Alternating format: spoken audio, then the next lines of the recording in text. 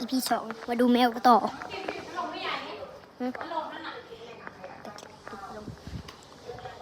ต้องใช้มือปิดใช้เท้าปิดทุกคนรู้ไหมของเล่นเนี้ยเมื่อวานอะแมวผมมันจะงับโอเคเข้าหัวเลยนะครับผมอาบน้ำแมวชื่อทองนะอาจจะก้าวร้าวหน่อยนะอายุประมาณ4 ขวบมันเกิดเขาเดือนตุลาวันที่15มันตามน้องเข้าไปแล้ว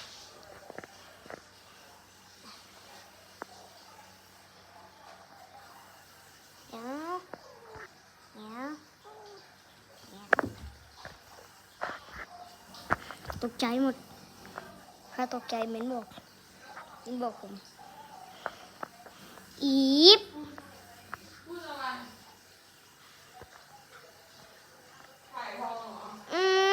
ก็ไอ้ทองมันดีทองอ่ะไอ้ทองมันปีนขึ้นมาบนเครื่องซักผ้าลูบหัวได้นะแต่มันจะกัดมันที่ไม่เข้าแล้วนะโอเคไปแรกกลับมาที่ห้องแอร์มีแอร์กี่องศามาดูที่รีโมท23 องศา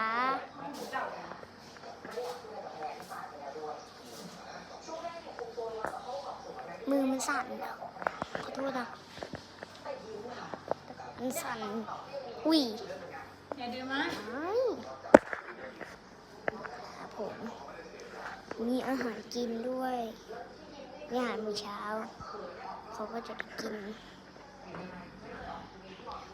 ชื่อนะก็สุรชัยเยี่ยมครับแต่ไม่มีใครรู้มันเกิดเขาแต่เขาก็เดินพฤศจิกา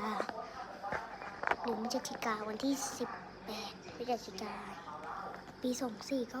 2498วันนั้นเมื่อไม่นานนี้26 เมษายนปี 68นะงั้นท่านผู้ชมเวลาลงคลิปผมใกล้จะหมดแล้วเดี๋ยวผมจะไปทำอย่างอื่นนะผมจะดู YouTube โอเคนะ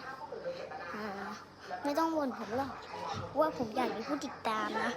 ฝากติดตามด้วยนะครับใครว่าแมวผมน่ารักนะก็กดติดตามก็ได้นะครับนะกดติดตามได้หรือจะกดอะไรก็ได้หรือจะกดอะไรก็ได้ครับคอมเมนต์ก็ได้ครับ